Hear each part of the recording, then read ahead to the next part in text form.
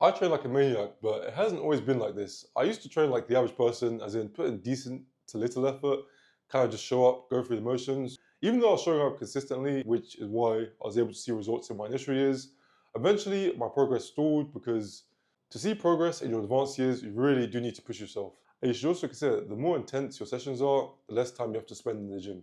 And so in this video, I'm going to go over 5 things that you're doing, which means you're not training hard enough. In my opinion, even doing one of these things could be a sign you're not training hard enough, so make sure to watch the whole video, it's very important. First off, let's give a short backstory. I said I didn't always used to train as hard as I do now. I didn't start off like this. And then one day, it was like literally a month before COVID, an old man said to me, "You're not training hard enough because you're not sweating in the gym." And this was like a normal, he wasn't like a bodybuilder, just a normal guy. I just dismissed it at the time, didn't really think much of it. Then COVID happened, and during COVID, I watched lots of videos from different guys out there. And one thing that really stuck with me is a guy called Greg Doucette. A lot of you probably know him.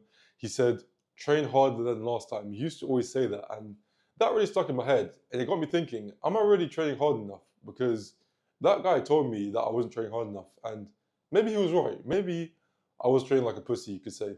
And so that kind of lit a fire in my belly. I knew that when I get back into the gym after COVID, I'm going to train as hard as possible. I'm going to kill myself in the gym. I did that. I went to the gym, trained extremely hard, and really, it's been like that ever since gyms reopened after COVID.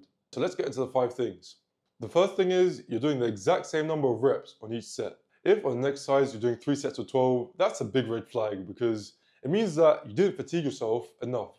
If you're really training hard, there's no way you should be able to do the exact same number of reps using the exact same weight on each set. Because you should be more fatigued in your second set and even more fatigued in your third set. And as a result, you should be doing less reps on each set.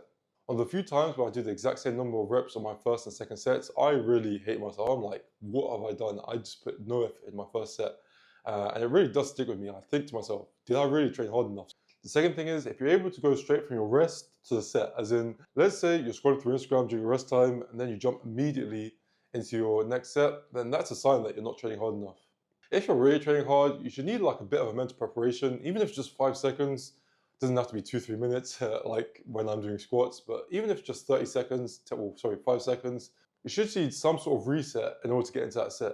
Otherwise, there's no way that set is challenging enough. And I know this because on forearm day, I do this myself, as in, I'll be on my phone, maybe I'll have some messages to respond to on forearm day, as in when I try my forearms, and then I'll just go into the set, as in I'll just pick up the barbell, go into the set, and I deliberately don't train that hard, my forearms that hard, as in I don't go to failure on forearm day and calf day, just so I can give my body a bit of a rest.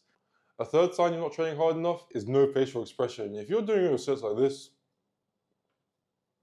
there's no way you're not training hard enough. Yes, it doesn't have to be every single rep, even if it's just like the last rep or the last 2-3 reps, but at some point you should be grimacing, at least doing a slight grimace. It doesn't have to be like what I do, like, but at least some slight grimace, like, to show you're putting in some effort in the gym. Like guys, just because I'm black doesn't mean I was born with genetics. I don't have great muscle building genetics, as in, I wasn't born fast. Yes, like that's actually a good indicator if you have good muscle building potential. I wasn't naturally lean. I didn't naturally have like a 6-pack or anything. I built all the muscle I have through hard work, and hard work is a big game changer. I'm telling you, you do need to be putting effort in. You can't just be going to the gym and half-assing it if you want to see results, especially in your later years. A fourth sign you're not training hard enough is if you're not progressing, as in, let's say you're doing the exact same reps for the exact same weight every single week for months on end. You should be aiming to progressively overload in the gym. That means actually progressing every week. I mean, yes, obviously some weeks you might not progress, some weeks you might be tired, and especially the more advanced you get, it becomes more hard to progress every week, but you should at least aim to progress every week, if you know what I'm saying. Now, I should caveat that with point 4, that obviously if you're on a cut or you're trying to lose weight, then yes, it's much more less likely that you're going to be able to do this. As in, if anything, you're probably actually going to be declining in your weights, even though you're putting in effort in the gym. For example, I went from 108 kilo a few months back to 102 kilo at the moment.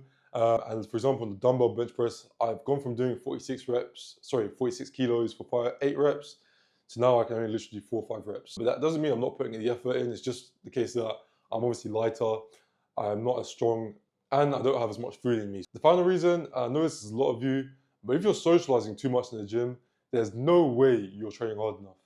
Yes, the gym is a good place to make friends. It is good to have conversations here and there, but I refuse to believe that someone that's talking while they're lifting weights, as in Let's say someone's doing dips and they're talking during the set. There's no way they're trying hard enough. And when I see guys do this, are you here to socialize or are you here to actually work out?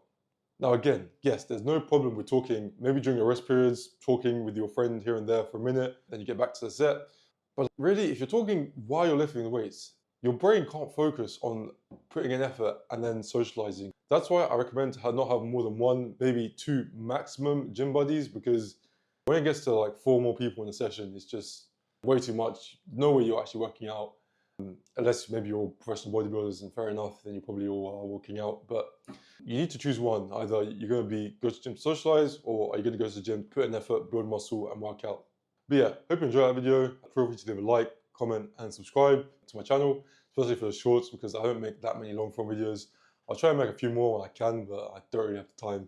And why not follow me on Instagram? I have 2 Instagram accounts actually now. One where I just post reels, one which is my main account. Why not follow either one or both of my Instagram accounts? Why not check out my Workout Booster ebook? It's got a lot of strategies in there to make sure you're getting the most out of your workout, to make sure you can train as intensely as possible, make sure you're actually seeing progress in the gym. Check that out. I'm going to put a link to it in the description. And yeah, as I said, subscribe to my channel.